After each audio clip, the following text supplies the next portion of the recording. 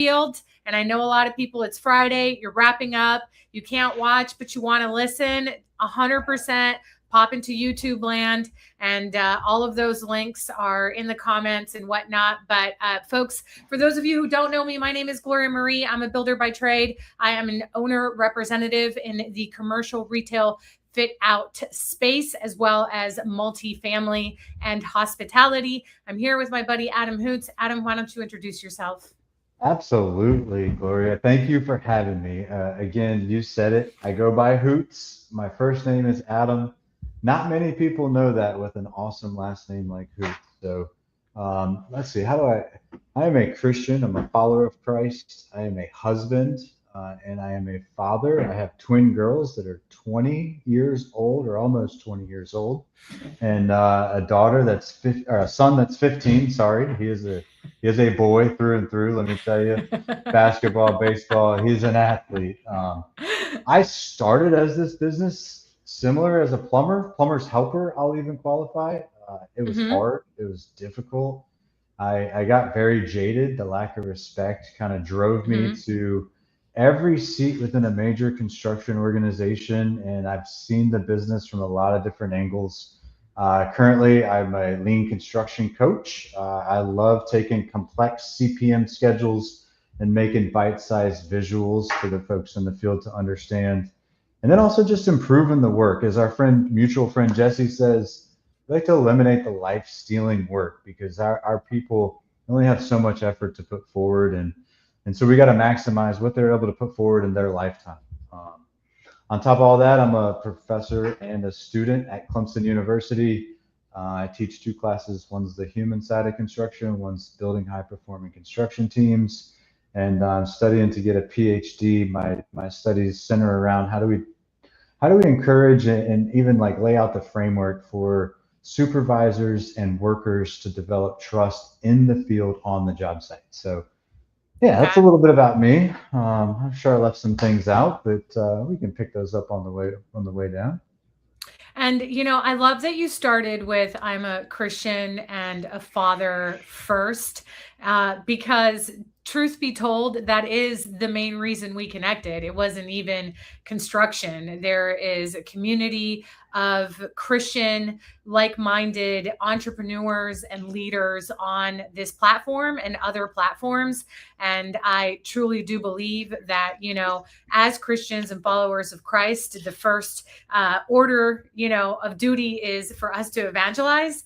And so it's just absolutely beautiful that we found our community within this community. And for many of us, this construction industry and whatever it is that we do within the construction industry is part of our ministry here on earth. So thank you for that. I always sprinkle a little bit of Jesus within the episode, but you went like right in. So I appreciate that. I appreciate that. Don't you think it's funny how we all kind of just flock together in one way or another? We find each other, and it's just that service to others piece of this, I think. And yeah, I just love it's like a magnet. We just come together, and you may or may not know, but it just happens that way. It's divine It does. align, as J Mar says. Yeah. Yeah, there's no coincidences in the kingdom of God. I have connected with so many incredible people on the internet, even working through us and with us to ensure that we partner, collaborate, and, connect with all of the right people. And, even with those who are not like minded, right, that are still mission minded, because I know there are people in our network that, maybe aren't believers. And, I won't harp on this, but I do believe that they were still brought to us or are part of our network for a reason. And, we're all here to live our purpose in life. And, part of that for me is having conversations like this with people like you that are just regular human being who started off as a plumber helper. You're a father, a husband, you have communities, you're a teacher, you're a coach. I don't know what else we could sprinkle on there, but Well, can I just shout out the old dog builder community so I don't get 20 phone of because course. we are 64 people nationwide, primarily construction leaders, all different organizations. All your major brands are represented, the J.E. Dunns, the Turners, the Skanska's, Robinson Moore, like all of them are represented. And we just come together and we share construction wisdom with the next generation. We claim we're builders building builders. That's what we do. And we Yeah. don't care what's on your vest. We don't care what part of the country you're in. It's all about making building a little bit easier for the next generation coming behind, because I don't know about you, but my career in construction has been a little painful. I've failed a lot getting these Oh lessons. yeah. So it's my right, my responsibility to kind of pass that forward to the next generation and help them again live a little bit longer than I did. I'm also a two-time kidney transplant recipient, by the way. Like this industry has Yeah. been hard on me, and so I don't want anybody to ever go through that. It's a tough life. Yeah, the construction industry has, unfortunately, one of the highest, I won't say the word, but unalive rates, of all industries out there, particularly with men. And not just that, it's just a tough industry to make it in. You don't do a 4-year degree or go to university, but there's 4 to 6 years of apprenticeship or training or hands-on training. If you work for a private company, it's not an official apprenticeship, but it is tough. And then there's a Yeah. fraternity almost type environment too, where there's a culture of hazing and just treating people like ish. I mean, they called me kid, slim, dumbass, I've had a like couple of those too. like all the things. And if Was I that didn't have today? no this week, honestly, if it wasn't for my brother and my cousins and like all his baseball friends and like whatever, like I would probably feel offended, right? Like I'd be all up in my feelings, and I'm a very girly girl, and I work in this male, Populated. dominated, occupied, industry. And they're all my brothers. Y'all are all my brothers. You're my cousins. I mean, uncles. Somebody's dad out there is like my BFF in multiple states, and I've met their kids. They're all my age or like slightly younger, but I'm over Oh, here BSing with their dad. So that's this awesome. industry has a harsh culture, but it also has a very loving, welcoming, embracing uh, culture of, if you just want to show up and you want to work, as long as you show up on time, you got boots on, you got the right stuff and the right attitude, you can make anything happen. Amen, sister. Like, let's just call it what it is, right? We have a human side crisis problem issue. I mean, it's a crisis. We have a human side crisis in this business where you're right, and I will say it, right? The suicide rates are unacceptable. Right? You're 5 times more likely to die by suicide than any other hazard on a job site. We lost 6,000 people to suicide last year, Hmm. and 1,000 people to job site fatalities. Like neither one of those are acceptable. But we spend an awfully lot of money, time, and energy focusing on those job site tragedies and not a whole lot on those offsite ones. So Right. um, on top of that, let's look at divorce rates. Let's look at cardiovascular rates. Let's look at just stress in general. Substance abuse, right? 17% of us have a substance abuse problem. So what I tell people is, construction is very much a socio-technical business. And for far too long have we spent our, like I said, time, money, energy on the technical side, right? Like learning how can we mitigate hazards on the job site? What can we do?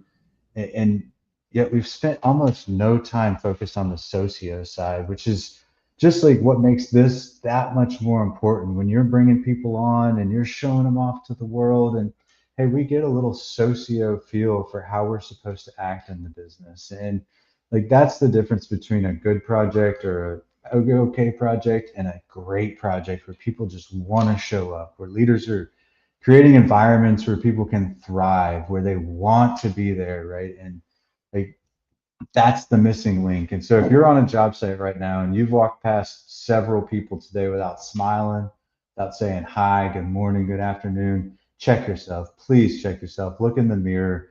You might be having a tough day, but you're also likely a leader if you have that responsibility to walk around. Like you can change that.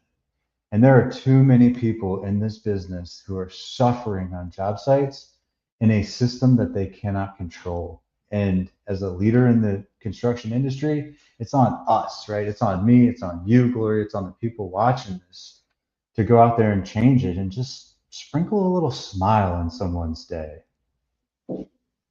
Yeah, absolutely. I mean, I couldn't have said it better myself. I was on a call earlier today with part of my team, and we were discussing my next trip over to that site. And it's because that human side, that face to face side, I could be barking at them via email, or I could be, on a Zoom call or shooting messages, uploading RFIs into Procore, or I could have a face to face meeting with them and, maybe have some kolaches if I'm in Texas, or, Yes. have some donuts if we're up in New York, right?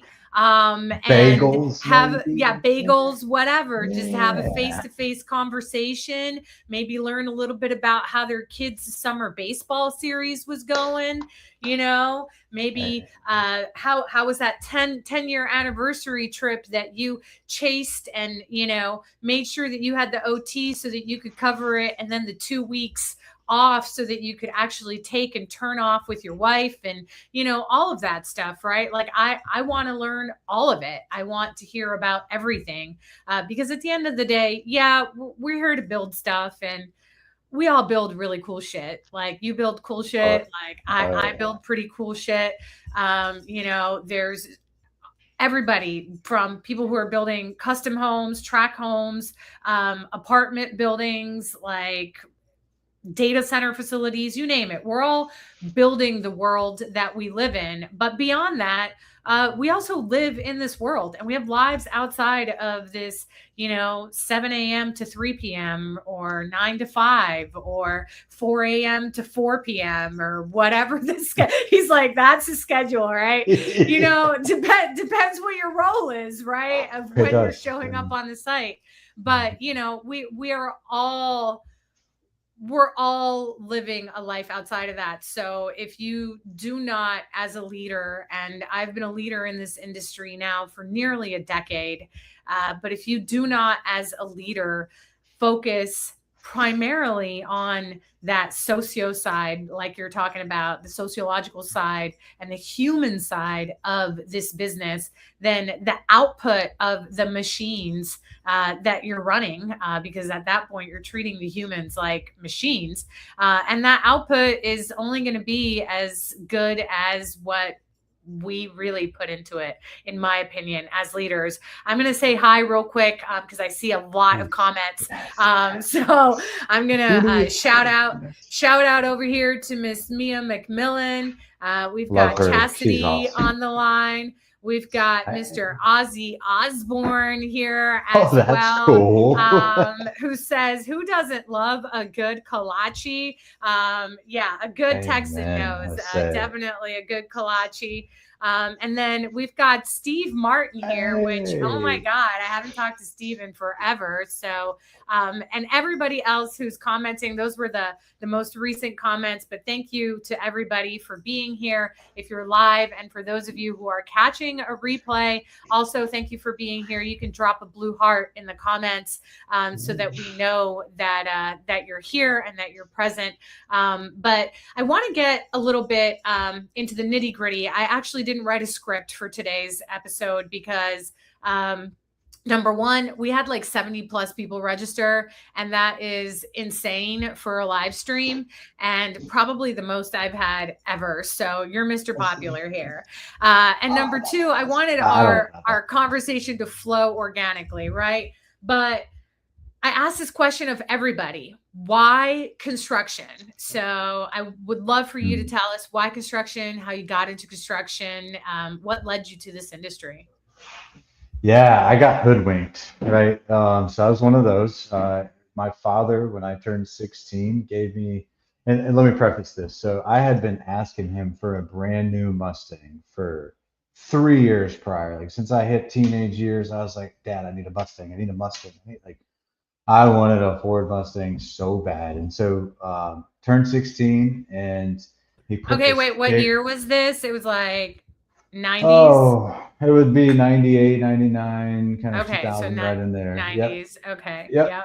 And so he got me a box and it was professionally wrapped and it was like pretty heavy. And I was like, I put some rocks in there and like there's a little key like in there. I just knew that's what it was. And it was sitting on the table when I walked out and I went to open it. He said, no, no, no, not until tonight. You get home from school. We can, anyway, so fast forward that I got home from school. I was so excited. I ripped that package open and I was throwing stuff. And when I opened the box, my heart sank because it was a hard hat, it was boots, it was a vest, safety glasses, and a stack of job applications. And I was pissed, right? I was so angry. Like, what is this? He's like, boy, you want a Mustang, you gonna go earn that thing. It's like, okay, whatever. So I was sorting through the applications and I was like, ooh, modern plumbing. That sounds like fun. Like I can put pipes together. Sure, no problem. He laughed at and I didn't understand that laugh until I was standing almost knee deep in a nasty, mucky hole that the stench was just awful. Corn floating by me. Like I'm talking, I was fixing sanitary leaks, right? And so um, when I was on my way home, like I'm in Orlando, Florida at the time, and I'm plumbing a high school. It was a summer, right? My birthday is June That is 5, and disgusting in the summer. Oh my just God. wait. So it gets worse. I will Florida never. in the summer for people who don't know. Yeah, It's hot. it's hot. It's hot, hot. And so I actually was able to buy a black Chevrolet Cavalier. It was a 1994. It also Okay. had windows that didn't roll down and air conditioning that didn't work.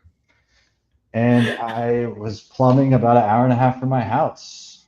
And I will just never forget the smell riding home, the stench, the lack of respect, the man, I can't believe people do this for a living, for a career. And Mhm. I thought I was good at it because I was always the one that got put in that hole.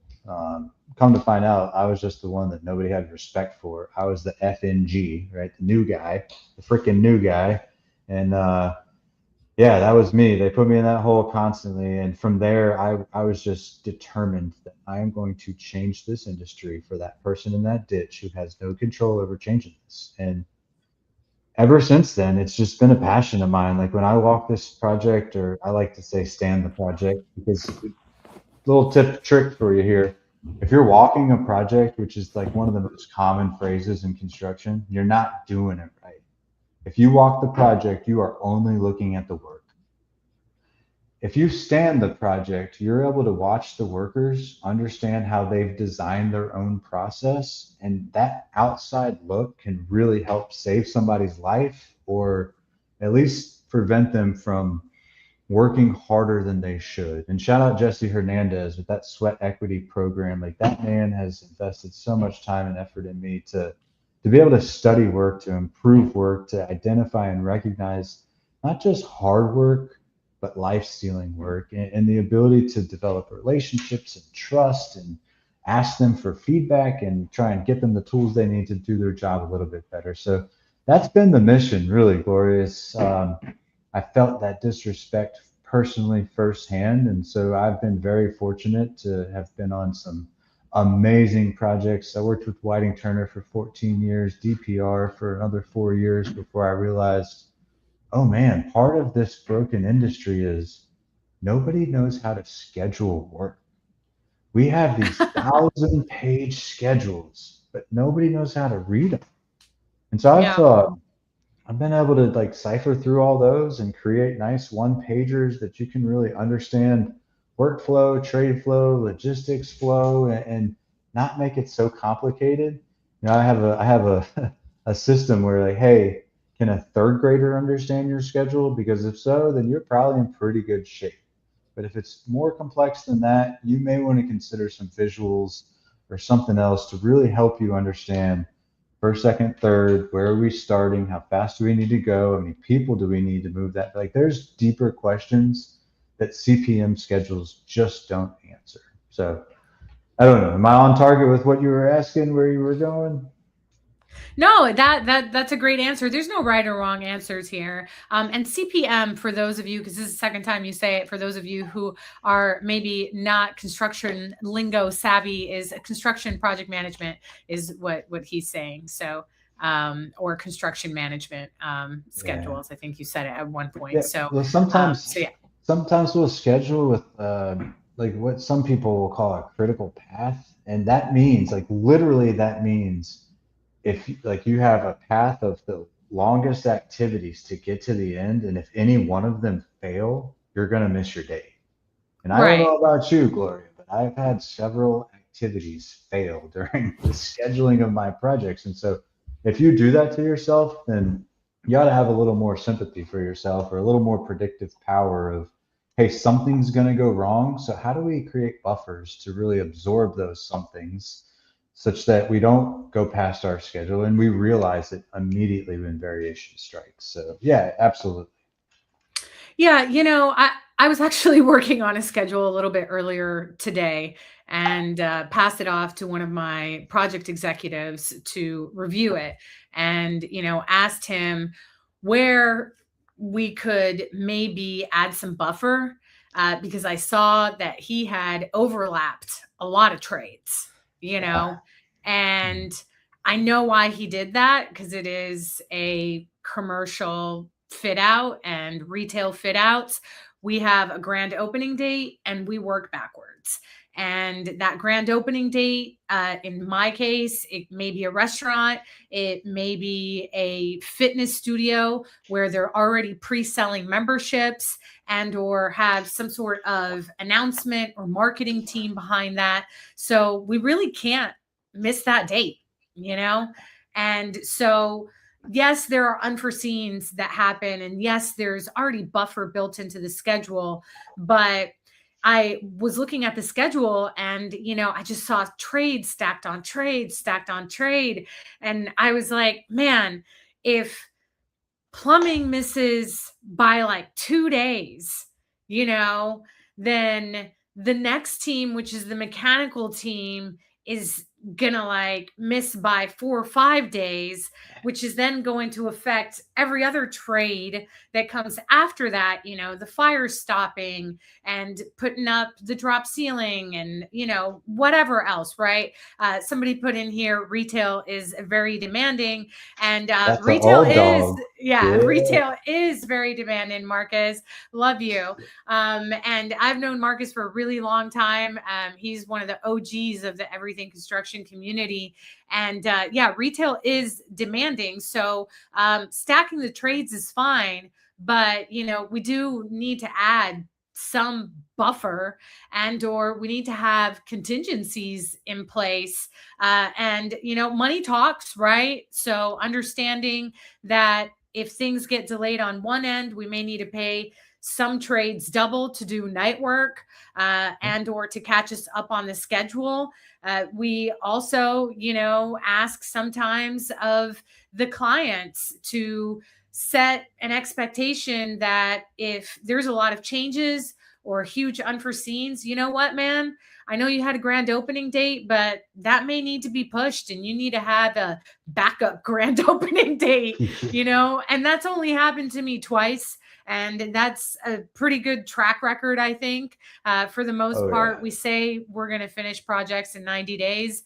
We get them done in 90 days or less. And that's, one of the main reasons that people hire us Love here that. at GloJoy to owner rep and construction manage. But building a schedule is not easy and it's really not something that you can just throw in a software and, have it spit stuff back out to you. You can work with software, and the software can suggest things, but unless you have real life experience, unless you know how quickly your electrician works, or, your drywall person, your tile installer, whoever's doing whatever the trade is, that schedule is only as good as your people and how well you know your people, and what you can and cannot do within those buffer periods. Amen, sister. Can I just nerd out on you really fast? Sure, guy. So there are four production laws that we don't obey in construction, and I'm not going to go too deep down this rabbit hole, but I do want people to know what they are. Sure.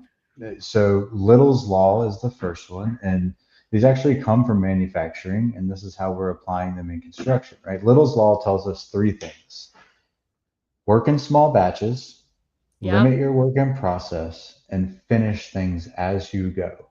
And we Yeah. are notoriously, I mean, those are counterintuitive thoughts that we just don't follow. Um, Right. and then there's a second one called Kingman's formula. Again, it's a calculation, but it basically says, look, however long it's going to take you to do the thing that you're trying to do is equal to the process time of the thing. So however long it takes you to do it, multiplied by variation. How often are you getting off the plan? Multiplied by resource efficiency. And for those of you that don't know this, if you use 100% of your resources, you will move slower. For instance, I had Fast Eddie on one job and Jorge on another job, and we were doing the same exact mat foundations. These mat foundations are 12-foot wide, 24-foot long, 6 foot deep, and we had 30 of them to do. Um, and we Okay. called him Fast Eddie for a reason, because he was always getting done. He was one or two ahead of George, and I didn't understand because George was always in the hole working with his team. And so one day I went to Fast Eddie and I said, Eddie, man, how do you move so fast? And he said, oh, Hoots, that's easy. You watch me. When my guys get about 60 to 70% done, I peel off and I start preparing them for the next activity. Jorge will work until he's done because that's what he's been taught. And so the next activity, he's got 10 people laying around, standing around while he's laying out or trying to get the materials there. And so that was the difference in flow on the job. So flow Right. efficiency is so much more important than resource efficiency. Then there's Mhm. two other ones, and your audience will know these, right? It's the law of bottlenecks, which basically says, look, anything you're trying to do, you're going to have a bottleneck, and you can only move at the speed of that bottleneck. In fact, if you try to move faster before the bottleneck, you load work into the bottleneck, which makes it slower. And Yep. then once you clear that bottleneck, you're going to have another bottleneck. For And then sure. there's You the built it yourself. yeah, yeah, exactly. And then there's the law of variation. This one's super simple. Like, hey, we got a plan, and the second we get off that plan, we got to get right back to the plan, or else it's going to get worse and worse and worse. And I won't toss out the two bonus ones for you. You may have to contact Gloria or myself to get those, but I do have a process. You mentioned like prediction of plumber speed or electrician speed. And so here's another nugget for you, right? I call it negative space thinking. And so when you go out there and you see how much a certain trade got done in that day or 2 days or week, Right. you then kind of backward. And some of this comes from experience, right? Where you're able to kind of back into or think in the negative space of what's not done. So you can just extrapolate what they did in that time to what has to be done. And that takes knowing the drawings really, really well. But you're able to really forecast better dates. You're able to get more flow, right? And you're able to, again, when we break down small batches, we finish things as we go, and we limit how many things we do at once, we can fly. But there's so many people out there that are fighting these physics of production, right? This is the gravity of production. Why are you jumping? Just roll with it. Go downhill, not uphill. So I think those are some tips and tricks, things that folks can really dive in. And I learned those from Nicholas Modig's book called This Is Lean. Shout out to Mhm. Nicholas. And I actually got to interview him on a podcast, and he said, man, if I had to go back, I would change it. I wouldn't call it lean. I would just call it flow. And I think that's a huge, huge indicator of what we're after. Yeah, and a lot of times, as simple as it sounds, we hear the phrase "go with the flow." And there's a Glow reason for with the that. flow. Yeah, glow with the flow. Like Even it. athletes, right? Mhm. If you're gonna sign up for a race, okay. I recently picked up swimming, for example. So if you're gonna sign up for a race, I'm obviously going to want to sign up for the race where I am swimming downstream with the current versus upstream against the current. You know what I'm Hey, saying? Because my time is going to be way better swimming downstream with the current than it is absolutely. going to be swimming upstream against the current. There's Yeah. tides and a whole bunch of other stuff that you want to take into consideration as well. But, just to keep things basic, especially talking about it in the context of construction project management and building out these schedules and teams, and staying lean. And I'm, of the school of street smarts and hard knocks, right? I do not have a college degree. I did go to Good. university. I, also was very fortunate to have a private school education, and I grew up abroad. I did not grow up in the US. So I, for all it's worth, the education system in the US is different than the education system in the UK, than the education system in Australia and other countries, South America, whatever, depending on what country you grew up in. You could be doing more advanced math, you could be doing more advanced reading and writing, or vice versa, right? So I just grew up in a different education system. By the time I made it to university and, saw the degree options and just the trajectory of where I was going, it didn't make sense at the time for me to continue with school. And I felt like I could always sign up for school later, kind of like you're doing right now, right? You're getting a PhD later in life, because you can. Doesn't Nobody says you have to go to school right out of university, so or right out of high Yeah. school, sorry, and or do advanced degrees right out of a 4-year college degree or associate's degree. So I have self-taught a lot, including, and I purchased your book, which is like a lean Thank you. thesaurus, and Yeah. helps me understand, or help me understand, some of the terminology that some of these majors were dropping during construction meetings, right? Because as an owner rep, I'm working for the developer or I'm working for the builder, if not acting as the builder and or developer in some of these meetings with the JDEs and the JLLs and the CBREs and, whoever Insert your else, right? acronym here. Yeah. Yeah, and they throw an acronym here and another one here, and I'm like, one second. Yeah. And now we have the AIs of the world, and you can act like you're texting somebody, but you're really text messaging Chat GPT or Claude or whatever, Gemini, whoever your preference is, and you're Yeah. trying to figure out what it is they're saying. But I also believe that regardless of how we got to this industry or what level we're in, office, field office, hybrid role, whatever, we, especially in leadership roles, always have room for growth and always have room to learn something new. So while I may implement something, there's probably a professional and accurate, scholarly terminology for what it is or process. And, a lot of the things that you're speaking of, I learned in that book about the Toyota way. Yeah. Yeah. Learning, and I forget the name of the book, I think but that's it. I think that's the name of the book, The Toyota Way. okay, the Yeah. Toyota way. Yeah, or Yeah. something to that effect, right? Um, so I I believe there is a lot for us to learn from the Industrial Revolution and even how that transition happened, because that was one of our biggest tech booms, believe it or not. Even though it's not considered tech, but it was when we started adopting as a society just a different way of doing things. And obviously, yes, doing things exactly the same way that we've been doing it for decades and centuries because it's worked that way. Sometimes that's a good thing. And that's, what I'm saying here. And then other times we can use that, learn from it, expand from it, And now we have another revolution, which is this AI revolution. So, being that you're so much into lean, I also want to ask you questions about AI and how you feel about AI and construction and how you're seeing folks using AI. Do you think that, and it's a very loaded question, you answer whatever part you want, but do you think that AI is, there, if you will, to support construction and construction documentation the way that some people think it may? Do you think it still needs some work? There's probably good platforms out there. Yeah, I'd love your thoughts on AI.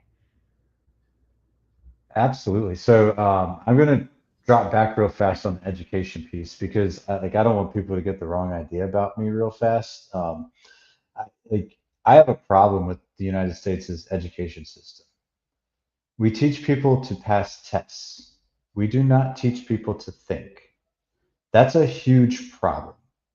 And so in the Hoots household, all my children growing up, we had spelling tests, right? I don't give a shit if you can spell the word, son. What does the word mean? Like let's talk about the definition of the word. Like spelling, yeah, it's important, but we got AI, we got Word with the little red squiggly. Like we could figure out how to spell things, but what does the word mean? And that is a prime like just example of my issue with the education system. And like part of me going back to school, and I really hope Clemson's not listening to this right now because they're probably going to disown me. But like I've always had a chip on my shoulder, right? I got a public and cultural degree as a bachelor's degree just because I wanted out of there. And so as I've kind of gone through construction, I've developed these ways. And so the reason I'm in school now is to figure out how do I articulate what I do on a job site that allows other people to experience it in a different way. And so that's really my MO there. Like I do not plan to go teach. I plan to stay in the business. I plan to stay in the field. I plan to help these workers as long as I possibly can. And I think I could do a bit of that in the classroom while I'm kind of educating that next generation of builders to come out and respect the people doing the work. Yeah. But I'm not going to be doing that in my life. I just don't belong in an academic setting. I'm too me, I guess. I'm a little too rough. I use some bad words sometimes, despite being a Christian. Forgive me. I know, same. I did it on this podcast and I can't help myself if I come from the field. Like it just happens sometimes. So but forgive you me, made me Lord. But you made me feel comfortable, right? And I think that's what Right. blue collar does. Like we real recognizes real, and we're able to just seek that out in each other. And again, I think that has something to do with us flocking together. And so, like I've got Marcus in the comments, so I'm hoping Marcus can help me out from an AI perspective because that man has invested so much time in me when it comes to artificial intelligence and learning it and understanding what it can do, what it can't do. And I kind of like I don't know if I'm going to answer your question or not, but like when I think about AI and what we're doing with it, it kind of brings me right back to that school system approach. Like I believe there's two ways that people are using AI in general, right? I believe that one way is like, hey, I'm just going to go and like put all my information in here and just allow this computer to do all the thinking for me. And I can just check all the boxes and then I'll get the output and I might read it and check it and test it. But Mhm. it's just doing the work for me.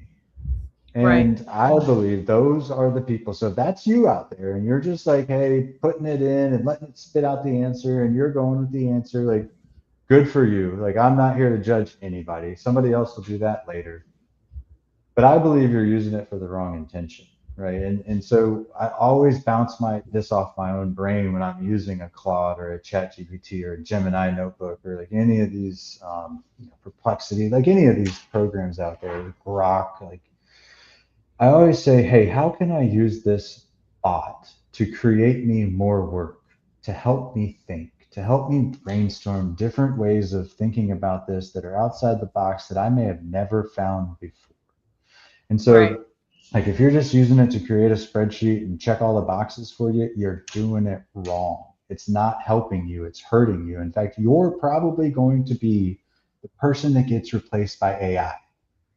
Now, if you're Right. using it to create all this work for you and explore the possibilities that are out there and go gather information and bring it back, like now you're using it to think. And so, yeah, again, our school system has just trained us in such a not so productive way to use artificial intelligence. And I think we really, as again, as leaders in the industry, we got to check ourselves and say, hey, how are we using these tools? Are we using them to create work? Are we using them to just solve problems and move on? Because if you're doing the latter, in my opinion, you're doing it wrong and you're missing a boat to really improve your own life and the lives of the people that are around you. So, I mean, as far as like seeing it in use, yeah, I see it a lot, right? There's some scheduling programs out there that are doing it. There's the Crane Technologies, Crane with a K. It's a great program. It's a supply chain program, and they're going out there and reading all your specs and reading all your drawings, and they're contacting vendors for lead times during submittal phase, and they're developing your procurement spreadsheet, and you can get a text from a delivery driver and it updates the spreadsheet. Like That's pretty Crane is cool. one of I've never even heard of that. it's awesome, yeah. And as Sean is the man running the show over there, they just raised like $9 million in a Series B funding. Like they're the real deal. And Crane with a K. Crane with a K, Crane Technologies. They got a little pyramid as a logo, and yeah, I'm a huge fan. And I think it's because it allows you to think deeper. I mean, it'll even write the POs for you as a specialty contractor. Like it I will go found that it. far. They'll geotag the pieces of material that come out so you never lose it on a job site. And it's just a special thing. But there's, takeoff programs, there's like all these programs. And I worry that a lot of times we're like losing the intimate touch with really understanding what are we building. And at the end of the Yeah. day, we're not building spreadsheets. We're not building supply chain delivery. We're not even building the buildings that we're building. We are building people that are building things. And so we've got to keep that in mind. And we cannot build people if we only ask them to pass a test. We have to help them think. We have to figure out how do we bottle up our own thinking through questions, through open ended questions, through exploration questions, just genuine curiosity questions that teaches people how we think and allows them to approach the situation in a different way. And when we can do that, we start building interdependency upon those people who keep coming to us for answers and answers and answers. So if you're getting that in your office and somebody just keeps coming to you, you're doing that to yourself because what Jesse calls your solution shanking people. Like, here's the solution, Gloria, and just go and do this. That's just training them to come back to you. And when you can ask them Oh questions yeah. where they can self-discover how you would handle that, now you're building people. Now we're building what we're here for. So Yeah, you missed this morning's call with Jesse. I'm assuming you're doing the weekend call, but yeah, the we book club. talked. Yeah, we talked a little bit about yeah, the book club exactly, and it kind of goes also to this, right? We talked a little bit about basically allowing people to fire themselves, and differences between empathy and sympathy. And I won't ruin it for you, if you're joining the call tomorrow. And definitely nobody here that's watching a live stream, unless they're a part of the new Leadership Lab Club, no. But having empathy and having sympathy as a leader are two very different things. But to your point, you know, when we're empowering, because I believe it's just an empowerment, we're empowering people to lead and ask them the right questions so that they can come up with conclusions or solutions themselves rather than giving them the solution. A lot of times we're probably going to get a better output from them than whatever it was that we were going to say in the first place, because we did hire them at the end of the day as a subject matter expert, right? And while we as leaders, entrepreneurs, I've been on the GC side of things as well, and self operated a business, as well as did work in the field and everything else. And if I hire an expert to do something and I'm problem solving with them versus saying, all right, this is how we're going to do it, probably going to get a better answer from them because it's their expertise, i.e. a mill worker, versus me talking to them as a drywaller, right? The drywaller is going to want to take and fill whatever gap with drywall and skim coat the wall, and that might take however long. The mill worker is going to come up with some awesome, cool piece of trim that's going to look like it was part of the whole design in the first place, and maybe pimp out the, built-in cabinets way better than they were designed in the first place, right? Or what have you, right? And I'm literally talking about a filler piece when there's a gap between a cabinet and a wall. And it's like super basic, something that a homeowner can understand and something that people in this business can understand. But the carpenter is the subject matter expert in this particular instance. Me as a project manager or site super is not. I have a problem. I have solutions in my head, but that solution, if I give them a solution, I've eliminated their creativity process. I've cut it off, and I'm not even open to listening to what it is that they have to say.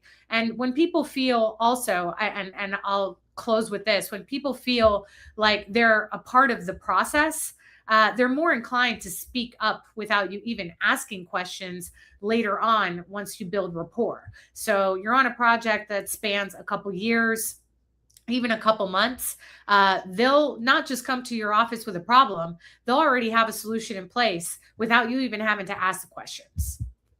Amen. These people are closest to the information that they need to make this decision. And people like us are removed from that. We're not in it day to day. And so why wouldn't we let those with the most information solve the problem? Like, it just makes sense, doesn't it? Absolutely. And another example I have is, we had an HVAC subcontractor yesterday who found out that, he was going up against plaster instead of what was originally spec'd out as a concrete slab on a project, and came straight with solutions, didn't say, hey, I'm demobilizing until you guys get, whatever I need, a structural engineer out here and this, that, and whatever. He came with solutions. We picked up the phone and called the structural engineer, had a conversation with the structural engineer, and that solution was solid, right? So we did not need to demobilize an HVAC sub who was already working on a space that was open, which means it was after hours, didn't have to pay 2 mobilization fees, didn't have to pay him for that full day, didn't have to pay for added fees for the structural, you know what I mean? Like all the stuff. We went back to existing documentation, had a conversation with the structural engineer that we had from the building, and we just moved on. And so that's, a solution that I didn't even have to come up with. That is such an awesome example and a prime example of like your true leadership in your project, because like you've made the conditions where that person knows that I can bring that information to Gloria and she's not just going to shut me down and run away. And so again, a challenge to all the listeners out there, like, how do you respond when somebody brings you something? Are you frustrated? Are you furious? Or are you accepting, right? Are you okay with it? Or is it psychologically safe to bring you solutions? Or are you just going to poo-poo on them all day long, right? And like these folks that work in the field have been conditioned to not speak. Of course, 100%. I was one of those people in the field. I had all sorts of solutions, but I was, a project foreman's assistant translator, and I was just there to take notes and shut up. Yeah, so, listen here, Slim. You don't be doing all that there. Yeah. Exactly. Don't or Junior. Yeah, my favorite was Junior. And I'm like, whose Junior am I? I don't have a single family member on this job site. Like, I later found out that they were like literally calling me like the GC Junior. And they had this like inside joke because I acted apparently. Like the GC, I mean, huge compliment for me, of course, but I never understood what Junior, what the, like, where'd that come from? Just someone hurt people, right?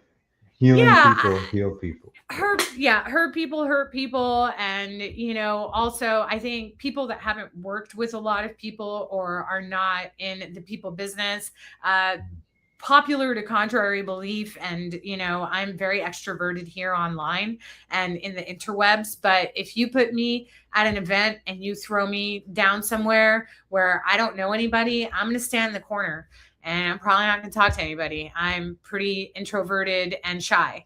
So I have had to, particularly in this leadership role, really kind of have to turn it on. Almost knocked over my drink. Have to turn it Nice. on when I go on a job site, and really have to force myself, which is why I appreciate people like Jennifer Lacey. So shout out to Jennifer Lacey, Yes. who Love her. is this huge advocate of I don't want to say oversharing, but there's like no other way to say it. You I'll call you. yeah, you want to build that relationship with the people. And huge advocate of like putting yourself out there to build a rapport with people. And I've always been so like closed and so reserved, but people like her have really encouraged me to be a lot more outspoken, particularly in the field. So the person that you see here that is so bubbly and energetic and whatever is good one-on-one, but may not be so good otherwise. And for those of you guys who don't know, Adam is actually in his work trailer. So this is somebody who probably just walked in the middle of this, asking a very important question for the job site that he's on. And he is being a good leader and taking care of them while they're there. So yeah, back to. Can I challenge you on that thought? Because like I'm Sure. here with you, and when I split Yeah. my time, I'm really with nobody. I'm kind of like half here, half there, and like so not But really this is there. part But of being live. it We is, got it to is. improvise a little bit. Got to improvise a little But bit. and if I could just shout out Jen and Jess because they have the Saturday live streams, the No BS with Jen and Jess, and that's what they help folks practice with, right? And I see Steve Martin out there keeping he's the chief marketeer, right? He's the one out there marketing and making stuff happen, and that's what it's about. It's leading with vulnerability, leading with transparency, and how do we just be authentically ourselves and no matter who's watching, like it's what's right over who's right all day, every day. So shout out Chief Marketeer Steve Martin, and thank you for not. Oh yeah, that's my man too, James Campesano. Oh yeah, and we got Yeah, Chris Schwartz in there. we've had some pretty good comments in here as well. So appreciate all the folks that are with us and still with us. Any final thoughts? Because we've talked about a lot, and I know that you and I could probably sit here for another hour, but I want to be respectful of your time. I know it's Friday, and I know that people are closing out their job sites as well. So any final thoughts for the people that are here today or catching the replay? Absolutely. So September is National Suicide Prevention Month. And in Okay. construction, September 14th, for that week, we are celebrating what we're doing to prevent suicides, specifically in construction. And I just want to shout out Cal Bayer and Sonia Bowman. Like they are doing God's work, saving lives. It's the Construction Industry Alliance against suicide for suicide prevention, right? And Okay. so as we come into September, they're doing a Miles That Matter, right? So they're challenging everybody to do a virtual 5K. So I would just encourage folks to Can I swim participate it? in that. Yeah, absolutely. You can, however you can get I there. can't run. Well, I'm gonna 5K, walk. I'll probably bike more than that today, but Good. I'll swim it. Yeah, I'll But yeah, swim it. we're getting our job site together and we're just going to go walk the job until we've checked off that 3.01 miles. And so I just like, yeah, you can swim it, you can breathe it, you can just watch yourself like mentally. You can be on a treadmill, you can mentally do it. Like, however For you can sure. do it, get out there and spread the word because the stats are unacceptable. And as leaders, we've got an industry to change and people are dying. So do what you can, like do your little piece. This industry is experiencing a human side crisis, and it's going to take every one of us to overcome that. And it starts with you, with me, with you, Gloria. Like that's how it starts, and then it will trickle down to everybody in the industry who sees us being the example that we seek. And that's how we're going to fix this mental health issue in our business. Yeah, and I've got So Mia and probably a couple celebrate others. with me, right? September is a Yeah. fine month to get out there. Yeah.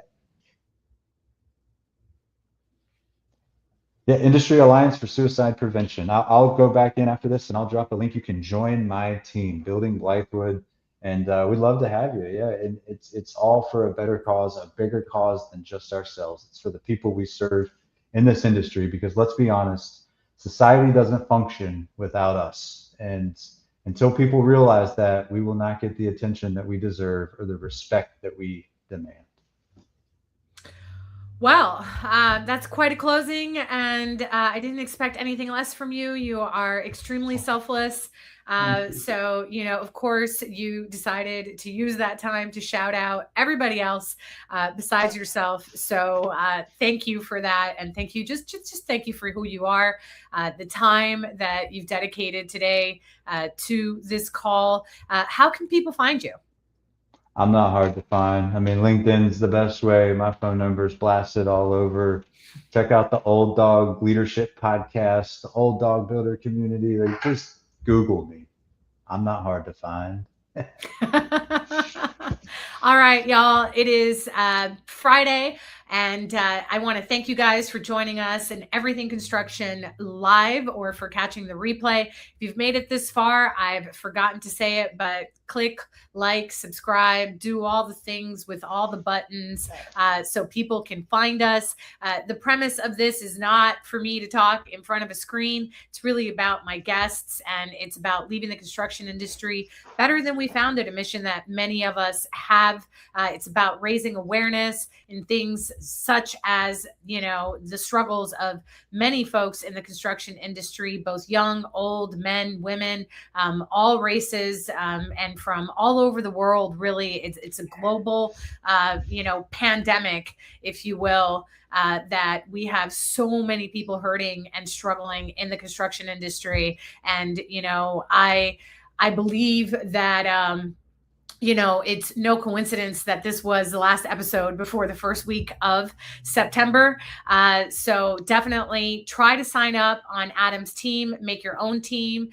We'll definitely post some information in the comments. But until the next time, I want you all to have an awesome weekend. Have a great start to the month of September. And I will catch you on the next stream. Bye, everybody. Thank you, Adam. Holla, holla, holla, holla, holla. Thank you.